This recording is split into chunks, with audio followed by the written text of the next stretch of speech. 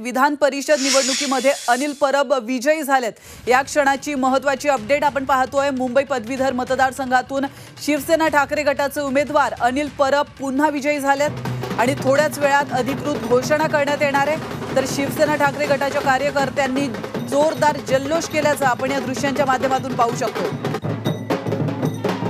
तर याविषयी अधिक माहिती देण्यासाठी आपल्या प्रतिनिधी स्वाती नाईक आपल्यासोबत फोन लाईनवरून जोडल्या गेलेल्या आहेत। स्वाती, विधान परिषद निवडणुकीमध्ये अनिल परब विजयी झालेत, काय अधिक माहिती मिळते?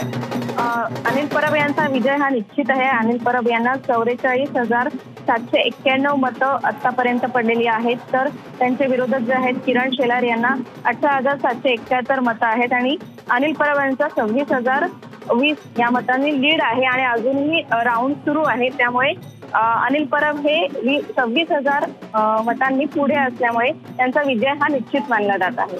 नक्कीच धन्यवाद स्वाती, तुम्ही दिलेल्या महत्त्वपूर्ण माहितीबद्दल। आपण या दृश्यांच्या माध्यमातून पाहू शकतो की जल्लोषाचं वातावरण या ठिकाणी आहे।